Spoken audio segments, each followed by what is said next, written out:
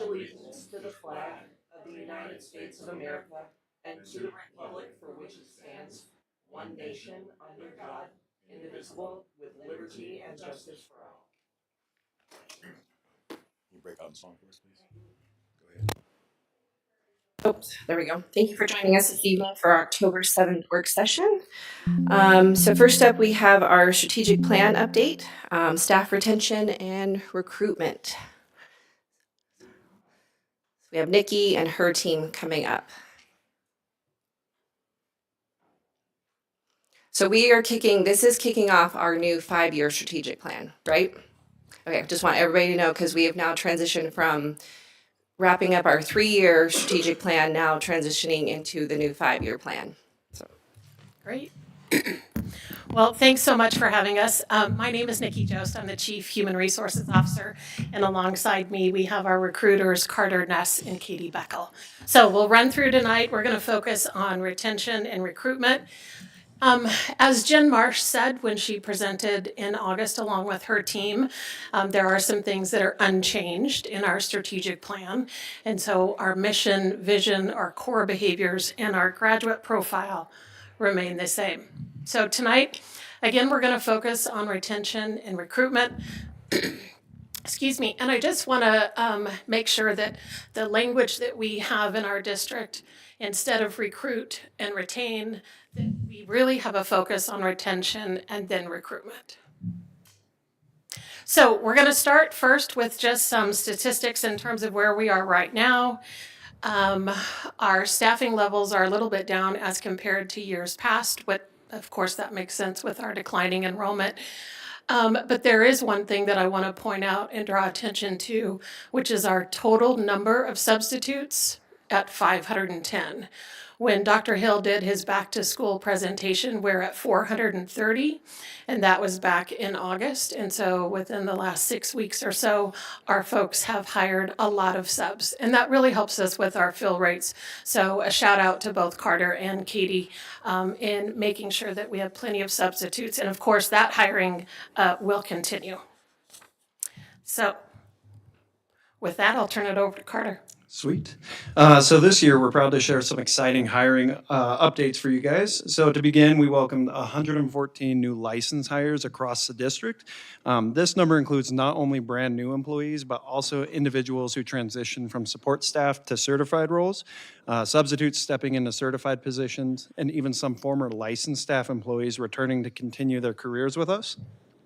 In addition, we had 146 transfers take place, and these moves include staff transitioning from school to school, some in-building shifts, as well as licensed staff members stepping into administrative positions. Thanks to these efforts, we were able to start the school year with just 8 open positions among our teachers, counselors, and administrators, 3 at the elementary level, 4 at the middle school level, and 1 at an alternative school, with some of those openings even being filled shortly after the start of the school year. And while these 8 openings don't reflect our special service provider openings, we are grateful to share that our open SSP positions are also filled through partnerships with our contractors, ensuring strong support for our students and staff.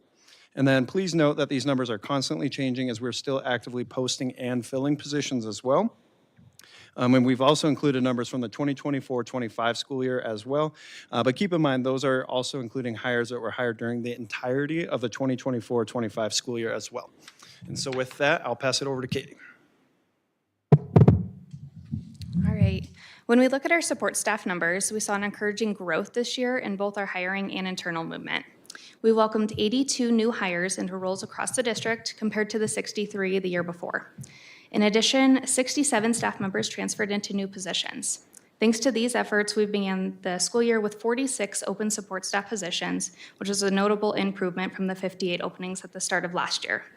And just like Carter said with our licensed staff, these numbers reflect the beginning of August, but hiring for support staff continues well into the month and through the year, so the picture is always changing as these positions are filled. And then I'll hand it back to Nikki. So one of the things that we really wanted to highlight is what's helped us retain and recruit. And there are a number of areas that have a significant impact on people wanting to work for D51. And so I just want to point out a couple of things. First of all, our support from our community has been amazing, just with the community partners that we have, but also in passing the bond and the mill levy. That makes it a very attractive place for people wanting to work here. And of course, we want to shout out our amazing students and the high-quality resources that we have and the really historic milestones that we've made in academic gains. And then I think also important to highlight is the More Social, Less Media campaign. And in addition to that, of course, we have to shout out our staff, and that includes our skilled and dedicated leaders, our educators, and support staff. We have a lot of systems in place to support teachers through professional learning and the induction program, so we're providing a lot of support for those that are new to our system and those who continue to come back year after year. And then a focus from our strategic plan and a commitment to staff health and well-being. And then I think it's also really important to note the effective district operations. When we have a facilities master plan and we have ongoing maintenance and we have some new buildings, that makes it an exciting place for people to work. And then our ongoing commitment to increasing salaries. And so all of this, and I think the board has done a really great job in making sure that we're really highlighting each of these areas, and that all makes a huge impact on our staffing. So with that, I'll turn it back over to Katie. All right. So as we look ahead to 2025 through 2030, one of our major focus areas is ensuring that our staff feel prepared and supported. So priority one within this area is retention, which means keeping in the talented people we already have while also developing their skills and attracting new professionals to join our team. So our goal is to build and sustain a workforce where every position is filled with individuals who are not only skilled, but also deeply committed to advancing student success. So by 2030, we are aiming for a 20% increase in favorable responses on the Panorama survey, specifically around job satisfaction, while maintaining strong participation. This will serve as a clear indicator that our staff feel valued, supported, and engaged in the important work that we do for students. So as you can see, our most recent Panorama results from spring of 2025 show that 69% of department staff and 70% of school staff reported being satisfied with their jobs. Both of these numbers are up 2 points from fall of 2023. So looking ahead, our goal is to reach about 90% favorable responses by 2030. The next Panorama survey will be issued December 1st through December 12th of this year, and it'll go out anonymously to all staff. So participation has been strong, with 86.3% of employees completing the survey in spring of 2024. A big thank you goes to our staff wellness team, who helped drive that increase by offering prizes and creating fun competitions to encourage participation. Their efforts are making a real difference in ensuring that we hear from as many staff voices as possible. And then I'll hand it over to Carter. So in our priority 2 area of staff recruitment, our goal is to attract and hire highly skilled professionals who meet the needs of our students and schools, ultimately strengthening teams across the district. When our schools are equipped with highly skilled professionals, the results are clear. For example, 100% of our schools rank within the top 2 performance levels on the school performance framework. Looking forward, we are setting a bold goal. By 2030, 95% of our staff will report on the TLCC survey that schools in D51 are a good place to work. And you may wonder, why is that important? And it's because we know one of our greatest recruitment advantages is word of mouth from our own staff. If our teachers and staff are sharing that D51 is a great place to work, that reputation naturally attracts more highly skilled professionals to join our district. So to provide some context, the TLCC survey was initiated through House Bill 08-1384, and this is a statewide anonymous survey. It's designed to support improvement planning at the school, district, and state levels, as well as inform research and policy. For schools and districts to access their data, they must achieve more than 50% participation and have at least 5 responses. The survey is administered every 2 years to public school teachers, education support professionals, including our teacher assistants and paraprofessionals, school leaders, and special service providers. In 2024, District 51 achieved a response rate of 69.8%, and the next survey will be administered in this spring. As we shared earlier, our 2030 goal is twofold: to not only increase survey participation, but also to see a 5% increase in favorable responses to the question, "I would recommend the school as a good place to work." This metric will help us gauge progress in creating a positive working environment that attracts and retains highly skilled professionals. I'll pass it over to Nikki. All right, so we're going to talk about some of the initiatives that we have in year 1 and in year 2. The first one is actually a board-generated topic that we need to examine some of our leave policies for employee groups. And so right now, when a teacher wants to take off, let's say they have a doctor appointment, they have to take leave in 4-hour increments or full-day increments. And so we want to take a look at that and see, can they take leave just in hour increments instead of half-day and full-day? And that's really going to be a great benefit to our staff. It also presents some logistical challenges for us. And what that means is we're going to have a new absence management system. So we know the system that we're going to use, and it will take us this year to figure out what that transition looks like, how we make that transition, and then how do we train everybody in the new system, and how do we train everybody around taking leave. So we hope that this will be implemented next year, but we need that significant ramp time in order to really make sure that we have everything ironed out. So it's a big undertaking for us. And as it currently stands, we're only extending opportunities for exit interviews when a staff member is departing the district. And this is an important process as it assists us in identifying different areas that may require needs for improvement. However, we are currently not identifying why a staff member may be transferring from their school or position to another school or department. So by introducing a transfer exit survey, this data will also help us identify potential patterns and trends that may be influencing staff movement. So for example, it can highlight strengths within certain schools or departments that are attracting staff, while also uncovering challenges such as workload, leadership, culture, or professional growth opportunities that may be leading staff to seek a change in the district. So having access to that information will allow us to be more proactive in supporting our schools, strengthening retention, and creating environments where staff feel valued and want to stay. And then so the next two initiatives, the first one being an induction program for support staff supervisors. So when new assistant principals and principals come on board to D51, they go through an induction program. And that program, it extends over the course of the year. And it's really designed to not only orient them to D51, but also help with some of those skills, especially if you're a new supervisor, around coaching or documenting performance, creating relationships, and really kind of understanding a high-level overview of the district. And so we don't have something like that for support staff supervisors. And so this year we're in the mode where we want to research and design, and then next year would be when we implement that program. So we'll try to mirror some of the things that also are included for principals and assistant principals, but then also cater it to support staff. So we're super excited for that opportunity, and I think that that will really help us strengthen our pipelines in the support staff side. The next one, as Katie mentioned, our staff survey is going to open up on December 1st, and we're going to add a question to get a little bit more information about why do people stay here. And so I think that's important for us to try to understand and learn. It's almost like a stay survey. What keeps you here?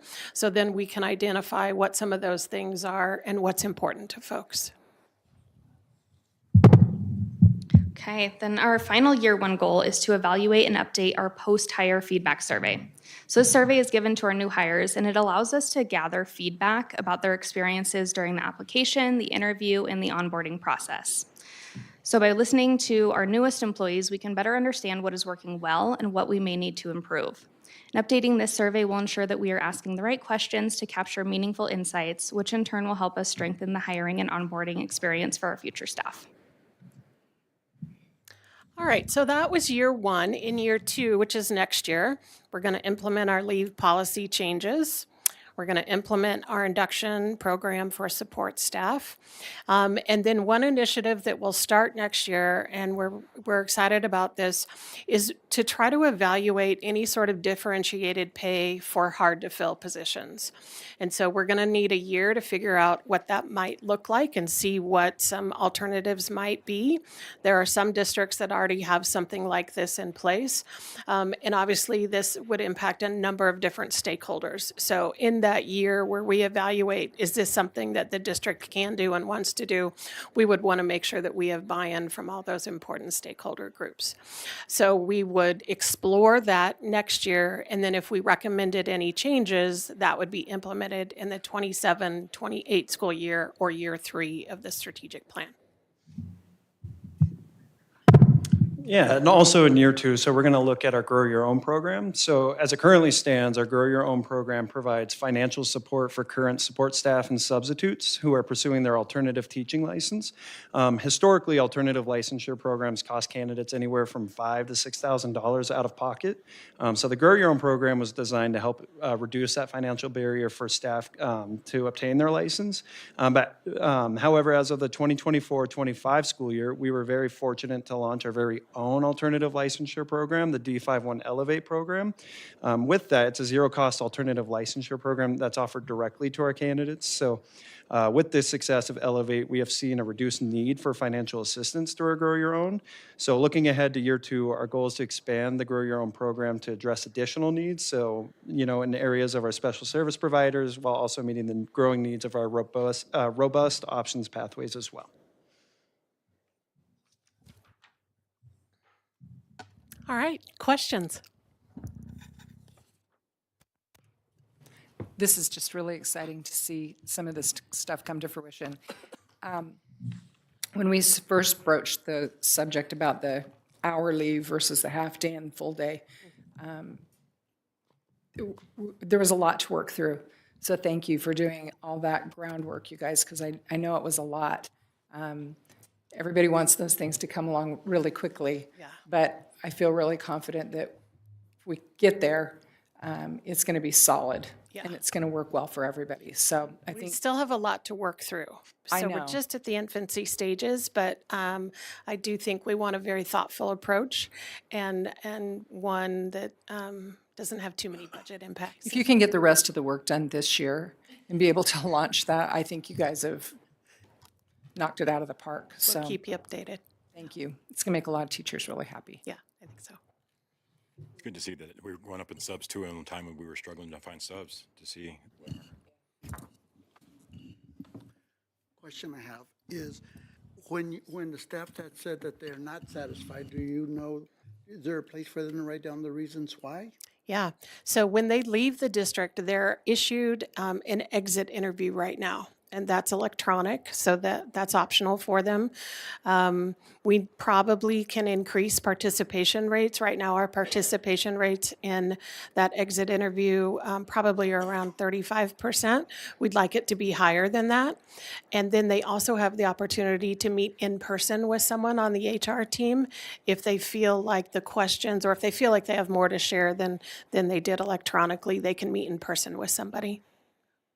What about the people that are just doing the survey? And in the school survey, and they put down, because you have 70% is satisfied with their job. So that would leave 30% that are not. So is there a place for them to write anything, the reasons why they're not satisfied, so that you don't have to do an exit interview and they're gone? Right, I understand your question. So there isn't right now in the survey, but I think what schools and departments can do is identify some themes, because you may see some themes in a school or a department that maybe there are some concerns in other areas or in other questions. For example, we have questions about communication, support of colleagues, support of your supervisor. And so there might be some other areas in which we can glean, but they don't have an opportunity in an open field to answer why they're not satisfied. And there's a a protocol that like Jen and the site directors and their team follow when they meet with principals. If they do have a school that has, lower favorability ratings on how they could, lack of a better term, investigate what's going on and try to figure out a way to make changes. But to your question, no, there's not a, and these are, when they fill out the panorama, we don't know individual responses, right? So there's no way to actually go back to an individual teacher, but it's just for your whole school or your whole department. It gives you an overall rating or an overall percentage, and then for the district it does. So there's not a way to kind of pinpoint it that way. But obviously, like if I was a principal and I had, you know, a very low response rate for, or a favorability rate for my staff, I would want to start to figure out like what's going on, what are those themes, how can I try to change the culture within the school, and so there's a protocol for working with schools on that. And I think, you know, I think most schools would take a look at the data to say, okay, this is the overarching data. Do we need another survey or another way to get feedback that's really specific to our school so we can dig into that data a little bit? Okay. And I do like the idea of the differential pay. Yeah. I really like that for hard positions, special ed, title schools, you know, that would give more continuity with staff staying there and working with the students. So I really like that idea. Thank Good. you. Thanks. Okay. So I think this is all great data. I mean, it's good to see that we're up with our sub positions, especially. I mean, it seems like we're up with all numbers, and we even have less open positions at the beginning of this year than we did last year. I have one question about the strategic goals. And so with the exit interviews, and I understand the panorama data and how that's used and how it's collected and, you know, how it's kind of disseminated amongst the schools, but with the exit interviews, how are we compiling that? And then where does it go? How do we ensure that the entities that need to know what are happening with that? And is that, and I know that even, you know, like support staff, so such as safety and security, maintenance, you know, I know that they also receive those, but I just want to ensure that that data is going to the right place. So if there are some things that people are concerned about and they are leaving, then we're getting that back to those supervisors so that they know, hey, this is something that you guys need to be looking at, and this is why your staff member left or whatnot. Yep, great question. So last year, what we did is we built a dashboard for each school and department regarding exit interview information. However, you had to have so many responses in order to share that data, because what we say to the employee who's leaving is that this is anonymous. It's not going to go back to the supervisor. So we need to share information in aggregate form. And now that we have our transfer survey, I think that we can incorporate both of those things. And that's just another data point where they might be able to have more responses, because there are some buildings that may only have 1 or 2 people who leave. And we do want to make sure that this is a survey that people feel comfortable completing without that fear that somebody's going to know what one individual said. So now that we have some different data points, I think those departments or those schools that only have maybe 1 or 2 people that leave, we might be able to share some additional information. And so that's something that we have to continue to work on, because it makes no sense to gather the data and then not send it somewhere, right? And so we need to make sure that it gets back to those that can either celebrate or identify an opportunity for growth somewhere. I agree with that. And I also, and I don't know, maybe there's another way that this is being handled now, but when you have an exit interview that's in person, that's not a questionnaire, how do you transfer that data to who needs to know that information as well? Yeah, I think it depends on the person providing the information, because some people will say, absolutely don't share this with my supervisor. And then some people might say, yeah, it's okay if you share this information. Because sometimes when people leave, they share such specific stories. It really depends on their comfort level. And so that's a question I think that we want to continue to ask is, how can I get this information back to the people that can actually do something or make the change?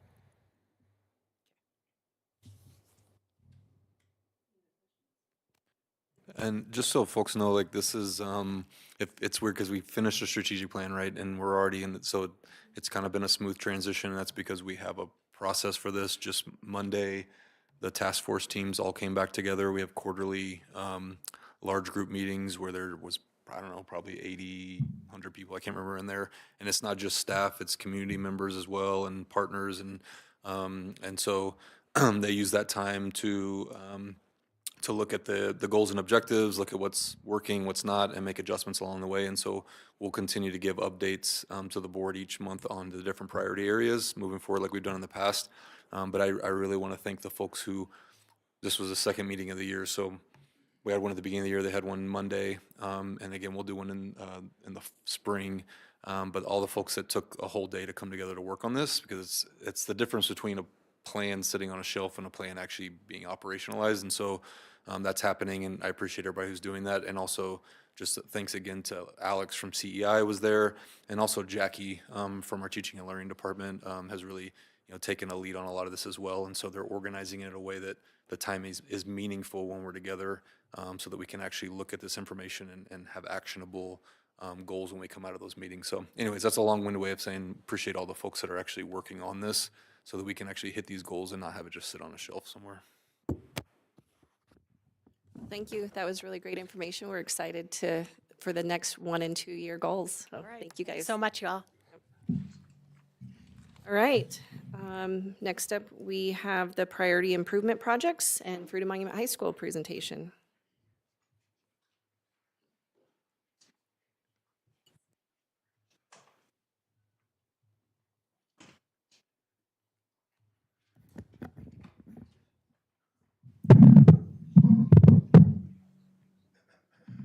All right, good evening, board. Thanks for having us tonight. We're excited to share with you tonight some updates on last year's priority improvement projects and the work that we've already done on the bond projects. And then year 2, our second phase, the 11 schools that we're already starting to work on and plan on for next summer's work. And then we're going to highlight just a little bit with Freedom Monument High School and some new renderings that we have. All right, with that, I'm Clint Garcia, Chief Operations Officer with the district. This is Micah Adams with Dynamic Project Management and Daniel Gardner with Chamberlain Architects. All right. All right. Well, hello, everybody. Thanks again for having us. Always enjoy seeing you guys. Once again, Mike Adams with Dynamic Program Management. DPM is owner's rep for these projects. As usual, we've got a slide up here just recapping the total bond project and the 3 main categories. This is a slide that we've included in all of our presentations so far, so you should be pretty familiar with it. I will say too, I know our last presentation went a little bit long, so I'm going to keep this one shorter. Sorry about that. It's good stuff. So go ahead and go to the next slide. So a quick recap of phase 1 projects. We've hit on this a number of times, so you're pretty familiar with it. On the left side is a scope overview, just some quick numbers of what was completed. As you can see, there was a lot of work done at a lot of schools. So budget overview, total budget of about $28.8 million, and about 23.4 of that committed to date. So about $5 million in savings or in under budget on those projects. That primarily is contingencies with the speed of the projects from when the bond was passed, getting through the design and jumping into construction, the amount of abatement in unknown conditions. Thankfully, things went really smooth this summer. And so we were able to see a good amount of savings there. So that was great to see. It's a great opportunity now for us to use those savings forward in the rest of the projects. So next slide. So phase 2 overview, there's 11 schools on the docket, budget of about $38.6 million. You can see the list of schools over there on the right side of this slide. There were 3 general contractors selected. Unfortunately, one of their logos didn't want to show up on the slides, apparently. Sorry, Shaw. But they, yep, so, oh, is it? Okay, great. Oh, man. I'll take them out to lunch or something. We've got recently completed schematic designs were done about a month ago. And we're actually expecting estimates from the 3 different general contractors here tomorrow and Thursday. So it'll give us a really good idea of where we're looking at pricing-wise for next summer's projects compared to the budget.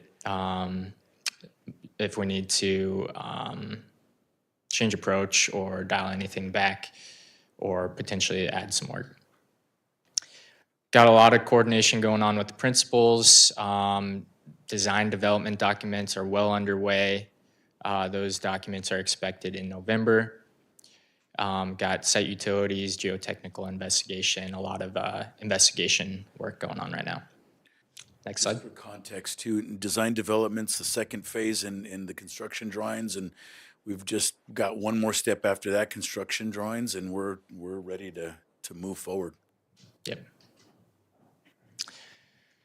So with that, it really doesn't like Shaw's logo, apparently. Fruita Monument High School. I swear it was on there when I put it together. Okay. We got some updates on the Fruita Monument High School project. The budget right there around $21 million. Not a whole lot committed to date. We're early on in design. We've got estimated construction budget of about $16.3 million. And so things are progressing well there, but still early. I believe we received design development drawings yesterday, which means here in about 4 to 6 weeks, we'll have updated cost estimates with where we're currently sitting, and continue to move from there. We recently had an open house at Fruita Monument High School there when they were having their parent-teacher conferences a couple weeks ago, and I think that went really well. Daniel and his team was out with the renderings you'll see here in a minute. People asked good questions and so, got a lot of good feedback.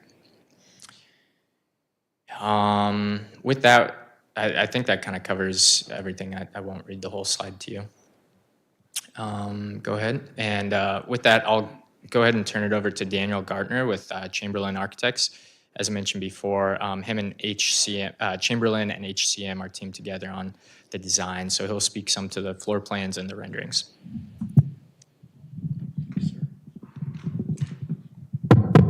Thank you. Daniel Gartner with Chamberlain Architects. So the floor plan, site plan that you see in front of you highlights the areas where we're going to be modifying or improving Fruita Monument High School. The light blue colors are additions, and the purple colors are areas of remodel. So there's 3 main addition components. The one at the bottom left, or the southwest area, that's the science addition. There are 2 laboratories, a biology lab and a chemistry lab, as well as a connecting corridor that makes the west building of that campus integrated into the main building of the campus. Similar thing happens up at the north end, northwest corner. That's basically just a hallway addition that really connects all of those classrooms that currently only have exterior doors to them. So there's 10 classrooms that all have exterior doors.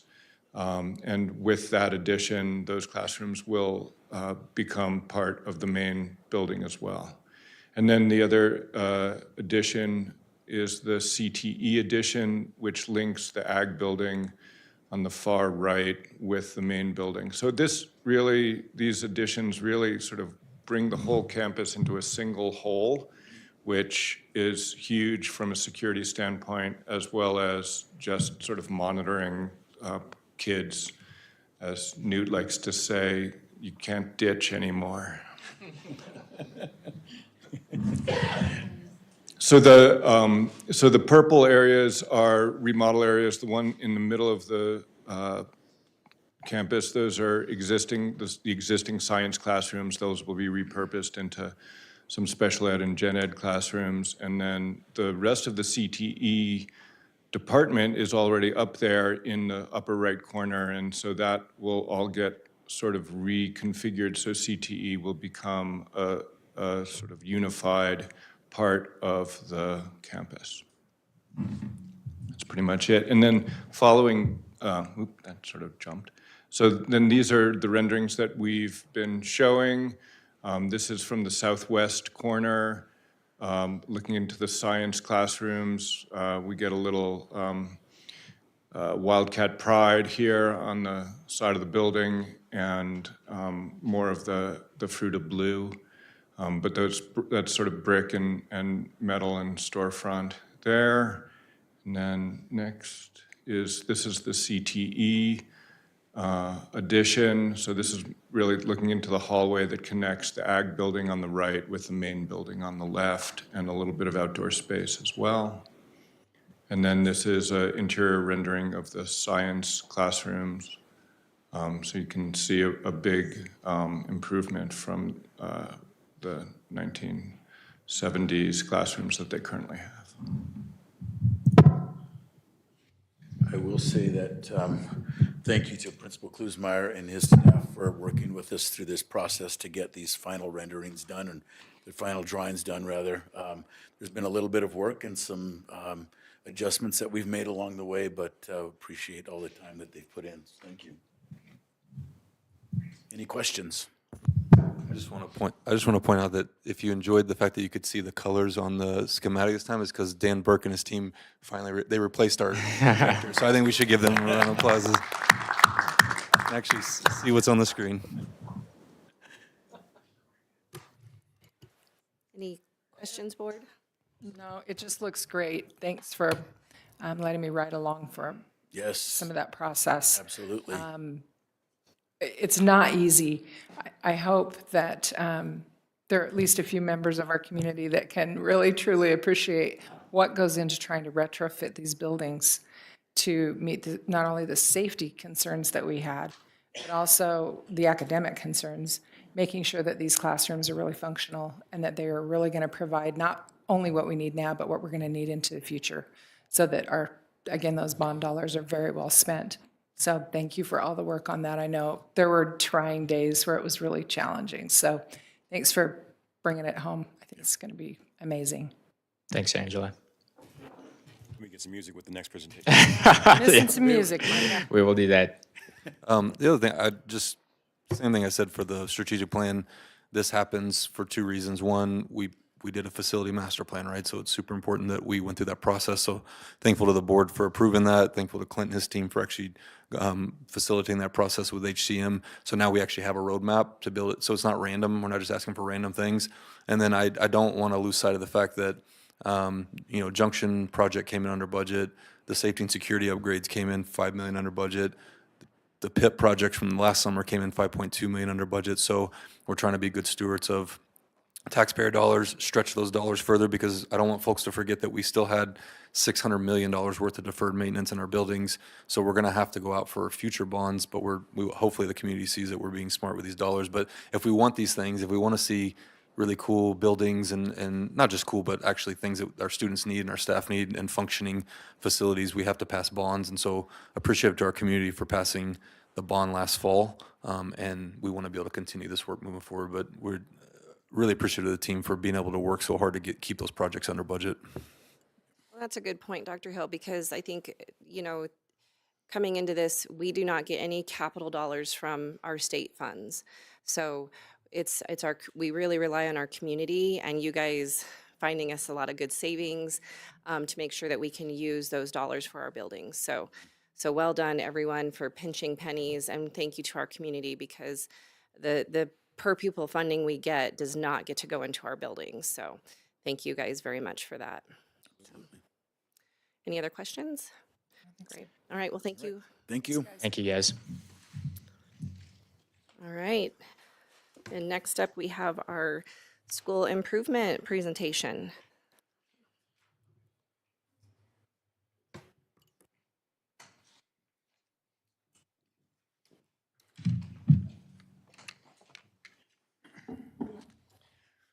All right. Good evening, Board of Education, and thank you for your time. My name is Ari Goldberg, and I'm the Director of Secondary Site Leadership.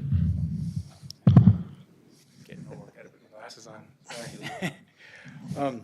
Jen Marsh would normally be here, but to present as well, but she's out of town this evening. So tonight, Principal Hayward of Central High School and I will be presenting to you. And so we'll get through our presentation and hopefully open up for questions at the end. At District 51, our vision is clear: to engage, equip, and empower every student every day for success. This work is grounded in our 4 core behaviors, focusing on the whole learner, believing in our strengths, valuing individuality and inclusivity, and committing to continuous improvement. These beliefs guide all of our decisions and the directions of this plan. Tonight's purpose is to inform our community about Central High School, receiving a state rating of priority improvement. We'll share what this means, how our school is responding, and the concrete steps we are taking to ensure success for our students. This process is required by the Colorado Department of Education and reflects our accountability to you and to our families.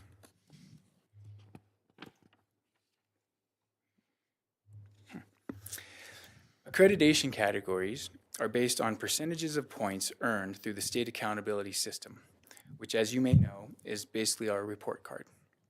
Schools earning higher percentages are accredited with a performance or improvement plan. We're excited for Central High School and District 51 with Principal Hayward as the building leader. He was hired at the beginning of the summer and literally started working the day he was hired. Principal Hayward has been a positive and focused leader since that first day. In addition, Central has a mostly new administrative team. CHS has a new dean of students, 2 new assistant principals, and a new athletic and activities director. This team has been very goal-focused, cares about kids, visible, supportive, and leading CHS with a really strong presence. So again, we have so much to celebrate with CHS as well as our district.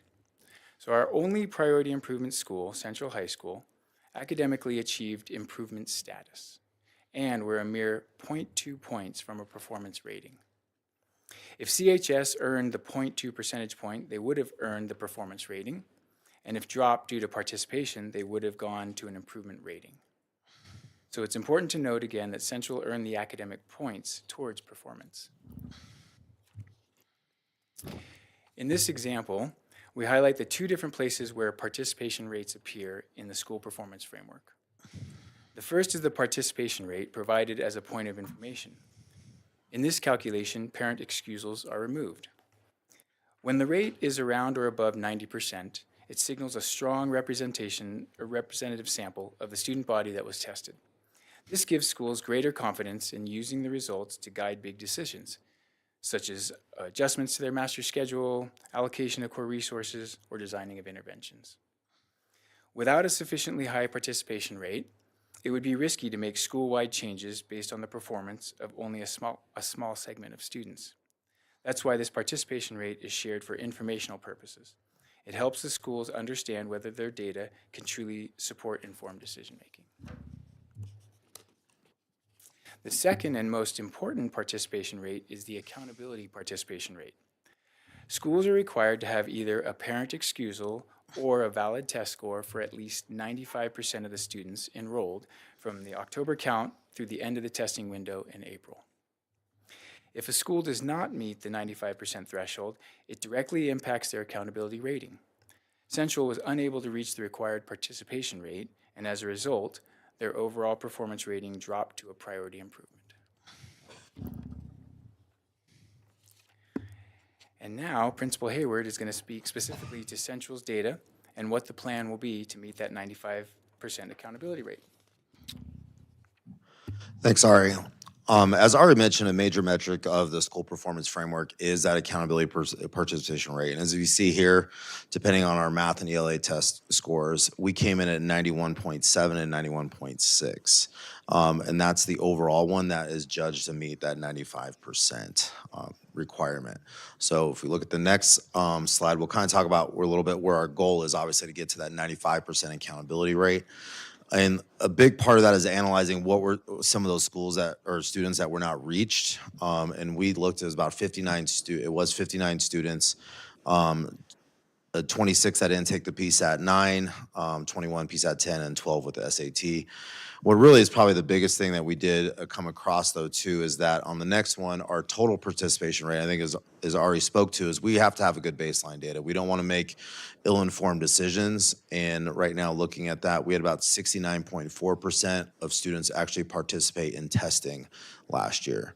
So this is where we have to have really that baseline to see what are some of the things that we need to do moving forward, and what do we need to do to make sure that we're holding ourselves accountable, that all students are being tested, and what are some of the measurements that we need to do, or some of the actions we need to have some appropriate measures in place.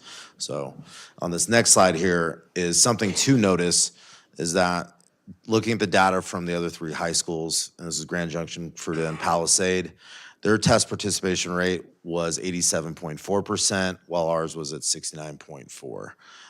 And parent excusal rate came in about 24.2% for Central High School, and the other 3 schools varied from anywhere from 8 to 12%. Our goal is we want to get that parent excusal rate down to less than 10%. And it is really about, and I'll open up to questions here at the end, but it's really about changing the narrative around what we're doing with testing, because we want to be able to prove what our kids can do. And we want to be able to address those shortcomings if they are, and make sure we take appropriate steps to do so. But we need to have accurate baseline data in order to do that. And the 95% test participation is a big part of that. And changing the narrative within our school and with teachers, and even recently with our Panorama data, and I'd say like our, really proud of the admin team we've been able to put together. But even our recent Panorama survey, we usually hover about 50% participation. We were well over 80%. And so those action steps of just accountability to us as an admin team is probably the biggest steps we need to take as well. So I'm really proud of the work my team's already been able to do with establishing some new norms.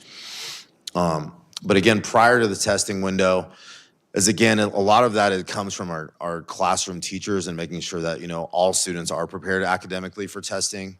That really it goes down to a lot of the work that we're doing. And a lot of pieces of those have come from, and probably even jump into the next, are our commitments.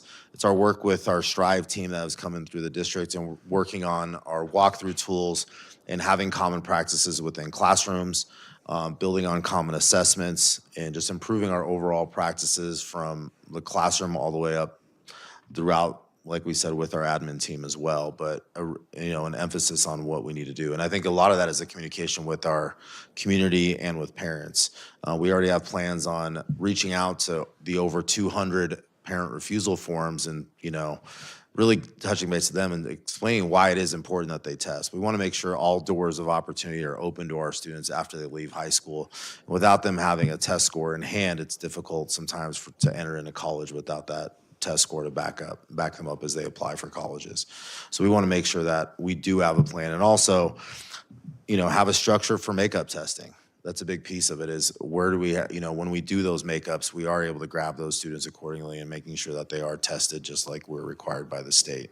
So, but it is a lot of it is just that overall importance and building up to it. So, as mentioned here, and there's a lot to read from, but there's a lot of different things that we're planning on doing, and really just communicating from our counseling team to our admin team, and just explaining the importance all the way down, like I said, to our teachers. Test prep, what we're doing from our daily lessons and preparing SAT integration into our lessons, and just overall reading comprehension in each of our curriculums as well, and having common plans and having just a higher baseline for all of our classrooms is very important. So in closing, though, I do want to say that, we're emphasizing this challenge. It's not just about meeting state compliance, but it is really about the debt that we owe our community and making sure we're providing opportunity to our students. And every student, and I think it goes with every test that we do take, it's practice, it's that feedback, it provides that pathway to their future. But we want to make sure that we understand where we are, and that priority improvement status doesn't define where we are, but it's going to be where we're, it's just as a part of our journey on what we're going to get to. So we're excited about this opportunity to show some growth and some success. And to be honest, we got a little bit of a chip on our shoulder right now to do better. So open it up for questions. Well, thanks for stepping into that role. I've got personally about 6 kids in our family, extended family, that have been and are this year current students. And the feedback I'm getting just from that handful is that communication has been greatly improved, as well as the consistency within the school as a whole, which has led the students to feel more comfortable, more excited about being there. I think you guys are really on the right track and have made some huge improvements already in just a very short time. So kudos to the rest of you back there as well. Yeah, and I think, you know, the emails we get with the attendance rate there, with the kids that are attending school more, they're happier. There's a sense of belonging being there, and the accountability from all the way from the admin down to the teachers to the students themselves is really a big change. So thank you guys for all you do, and you work really hard. So excited to see some changes. And I appreciate that. I think there's some transparency with even our coaching staff and everyone, but it comes down to every role that we have within the building. I mean, I can't really put blame on you right now. You know, I mean, you're Is your stepping mic on? into some. I'm sorry. Can you hear me now? There you go. I'll lean in. I can't really put blame on you. I mean, you're stepping into a huge position, and I've got 3 kids that I talk to pretty frequently throughout the community that attend Central High School, and they've said that this has been their all 3 are in 10th grade, and they said that this has been a completely different environment for them this year, and so kudos for that. And so I guess where I sit with this is like I really look forward to seeing what you do there. I know how hard you worked in the district out in Palisade, and so I look forward to seeing what you do at Central High School. Dr. Hill, I think this might be more of a question for you, because I know that, so I see, and this is just, I guess, me not completely understanding this, and maybe just somebody can give me some clarity. So 95% is what the state and federal guidelines are kind of giving us. They're saying, hey, we want 95% participation, but then we have kids that opt out of it, so we might end up at a lower level. But I know that we have some schools that don't have enough participation. So like, what's the cutoff, like the percentage cutoff, where they say we're not going to configure this data, or what is? Yeah, I don't know the exact number. Curry would know, but it's if the number is too small where you could individually identify specific students, and that the reason why this school got this rating is because of these 5 kids. That's when they don't want, when the number's that small, they don't want to actually give them a rating. So we do have some schools that don't receive a rating. You're right. For this one in particular, right? You have your 100% of kids that are eligible to take the test. You take the opt-outs, so you don't count those against the school. And so you want to get to 95% of the kids that are left that are eligible that have not filled out, parents who did not fill an opt-out form. So I think if I'm remembering the numbers correctly, there were 59 kids in the entire school that were eligible to test, but did not test and did not fill an opt-out form. Is that right, Ari? Okay. So I don't want to get on a soapbox. I think there's some, anyways, it's an antiquated metric. And so you ding an entire school, a whole performance level because of that. And so I think if CDE wanted to actually do some work, they would come in and ask questions, but they don't. They just knock you down a level. So that's the part that I don't agree with within the accountability system. I do agree with what Principal Hayward said, though, is as a school, you want kids to test because you want to have reliable data that you can actually take action on. So I understand why we're going after these metrics, because we want the data, and we want to be able to say that our school's performing this way because we have this many kids that are taking in. It's real good data. I hate the fact that the school got dinged, though, a whole level because of 59 kids didn't fill out an opt-out form or didn't show up for the testing. But I know that's going to change in the future, and they won't have the below 95% anymore. But to your original question, yeah, if a school's got a really small N of testing students, it's too easy to identify that it was those kids that caused you to get this score, if that makes sense. And we only have a handful. I think like Gateway has in the past not received a rating because of that. I'm trying to remember if we have any other schools that have such a small. Mesa Valley, you're right. Yeah, those two. But like our other ones, Juniper and Independence, they get ratings because they have enough kids testing. So yeah. And just to clarify, I mean, we are celebrating. They made it academically, Yes. so there's no confusion about anything. So when we say 100% schools have made it, then that's what we mean by it. Yeah, it's so on that original slide that had the SPF, they academically scored in the improvement category. They were 0.2 points, 0.2 away from being in the performance category. But the state says, well, because you had a lower participation rate, we knock you down an entire level. So so academically they were at the improvement level, but their rating's going to say priority improvement because of that participation rate. So. And the school was already on the clock, right? So I think they're in year 3 now, and you have to be out of turnaround or priority improvement for 2 years in a row to get off that clock. So, ideally, next year they're at the improvement or performance level. I know Principal Hayward would want performance level, and then you do that for 2 years in a row, and then it gets you off that clock of the state watching. So,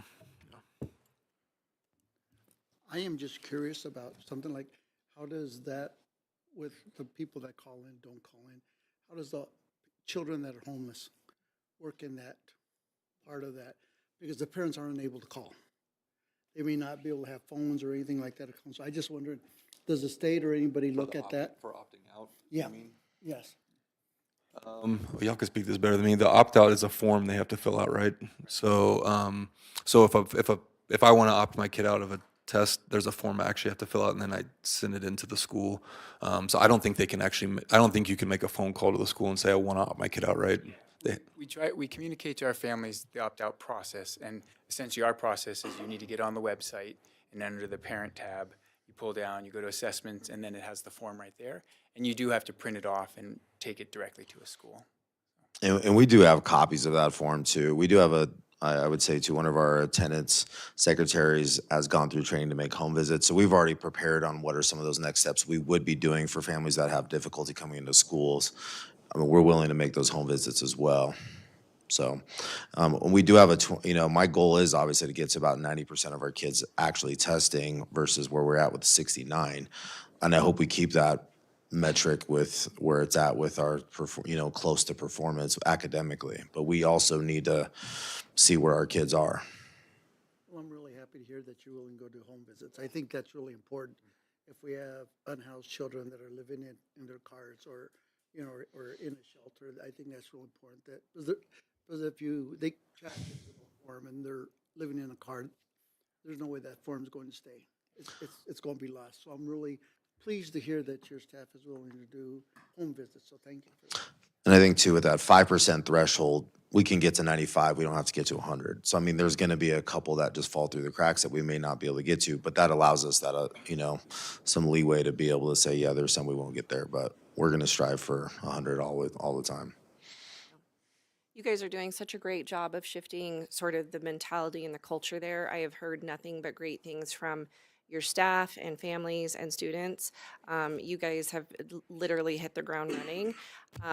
Obviously, I am a CHS grad, so I have high hopes and am so excited for you and the spectacular admin team that you have picked. And so I just want to give kudos. You guys have really done some heavy lifting, and I think the true testament is you guys have really raised some levels with your staff that I just can't I just keep hearing such great kudos of like your staff just raving about you guys. And so I think that just is a true testament, because that is going to just bleed down to the students, and that is just going to rise everybody up. So I know that this is just going to be, you guys are going to do great. So we won't even be sitting here this time next year. So. Thank you, President Heights. But I definitely owe that to my team. I have a very strong team around me and a team of teachers that are willing to go on this journey. So I appreciate that. Well, and this is what's best for kids. And so I know you guys are going to just do great, and this will just be awesome for our students. So thank you guys. Thank you. Yeah, it's funny you said that, because you're not going to be here next year doing this. And I reflect back on past years. At one year we had to do 2 nights of this because we had so many schools that were having to present on their turnaround and priority improvement plans. And so the fact that we have one school and it's because of participation rate is, I think, a celebration for the entire district that we are getting to the point where we're not having to have these presentations. And remember last month when Jen presented, I think we have 82% of our schools now are at the performance level. And so that's a celebration for the district as a whole, that we're not having as many schools presenting. And I know, like I said, Central won't be here next year doing this. So. Well done. Well, thank you for the presentation. So we'll encourage our families to make sure they get their kiddos there. So thank you. All righty. So next up, we just have our first reading for policy IKF, which is our graduation requirements. So board, if you have any questions, just make sure you, these are just, again, requirements that we have to make to our policies. I think we're making some pretty good progress of getting through a lot of our policies here that we have made a commitment to Yeah, over the thanks, last few Tammy. years. Yep. We know how much time and effort you put into pouring through these policies that were, quite frankly, kind of a mess when you inherited them. So thanks for your patience, hand-holding Andrea and I through the process as well. We're on the I know that that's been a little challenging and interesting sometimes. There's been I think we've gotten to a good point. And I know there's a lot of this that you've poured through that we haven't even had to do because it was so much cleanup that needed to be done. So thanks for doing that. Yeah, we know. I'm sure it's always the Kind of never ending. well, cleanup, and we're getting rid of redundancies. Well, just because we need to make it easier for staff, because they have to follow the policies, so we want to make it clearer, more concise for staff to be able to understand and be able to. Tammy, do you have an and our idea families. how many you were able to eliminate? I'd like to see that number just We can help our community. for staff to know how many were eliminated, so they really can know that this is, you can get your arms around this whole policy thing now, because for a long time it was prohibitive to try to even find anything, because there was so much that was just redundant and out of date, and it's really been nice to have that cleaned up.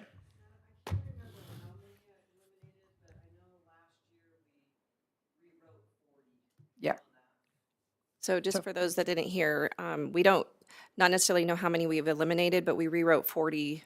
Tammy helped rewrite 40 policies. So that's either combining or streamlining and working through those policies. So, all right, any open board discussion, anything that needs on the agendas or anything coming up?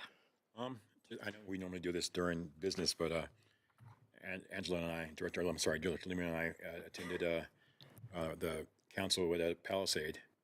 And Oh, the student. the student led. It was very, very good actually, and it was good to see so many different opinions out there, and very proud of Palisade and the things that are going on. The kids are happy, and again, a sense of belonging, the way that they feel at home and welcome and warm, and every teacher puts a hand on them, or just a conversation with them makes them feel like they're wanted there, and as they put it, they're their own little family. So it was good to see the things going on out there, and with really and then they said they were doing a good job too. So that was. Yeah, we know that that particular group of students, their sense of belonging, I think at Palisade is always pretty high anyway, partially due to the size of their school. It's a little easier. But I was at Grand Junction High School a couple of weeks ago. Went out to check out the amount of students that are trying to move through and take a look at that. And I was just really impressed with Principal Sorensen's connection with every single one of those kids that walked past him. He knows who they are. He knows who's in his building. They know that he knows that they're there and that he cares, and the rest of the staff as well. And even though that is our largest high school, it feels like a good community. So that was really good. Yeah, we have a few more of those student meetings coming up, which think I've was got 3 next board week. goal that we had, which was to get out and meet with students. So I know we all are taking different ones. So did the kids bring up the cell phone policy? Because I know we talked about that robustly. I went out to Palisade last year. So that was a big conversation because it was our first year that we implemented it. So they bring that up this year? We talked, we mentioned about it, but they seem to be really You know, comfortable. Yeah, the principal out there amped up the cell phone Uh-huh. policy more than, okay. they were totally comfortable with it. Yeah, there were no complaints or anything like was that just about it. curious. So, yeah, Okay. it's good. Cool. And just a shout out to the schools that we went to today with the performance banners and everything. And I know we have more to do, but it was good to in variety all areas of town. So it was good to be out there and celebrate with the kids out there. That's awesome. I had a chance to go to the marching band event, the Valley Marching Band event, on the 17th of last month. And I have a favorite, but I won't say it. It was stinking awesome. That is like the best, just the showmanship. and the skills and abilities that these marching bands and their flags, I mean, it's awesome. Yeah. So, and there's another coming up, Callie, do you remember? It's the I believe so, yeah, 26th? this month. Yes, it's gonna be amazing, so if you can make it out to the stadium for that. And then, I had an opportunity to attend, an event that Wingate Elementary had for Battle of the Bands out at the warehouse, and they're raising money, for their playground. And so they raised a little bit above $14,000 of their goal, so they're doing an awesome job, and that's all through their PTO. Like, their PTO is on it. They did a great job, and it was just to see, you know, a lot of the parents and just other community members that came out to that. It was really cool. So,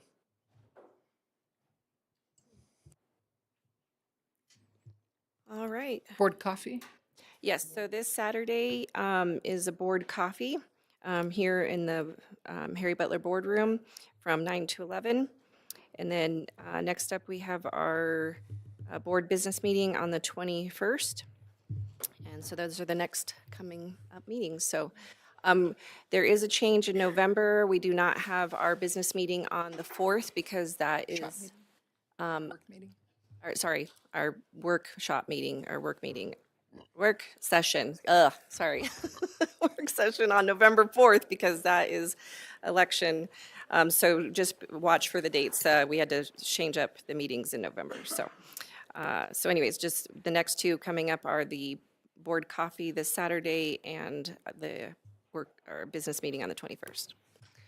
All right, we are done for tonight. Thanks, everybody.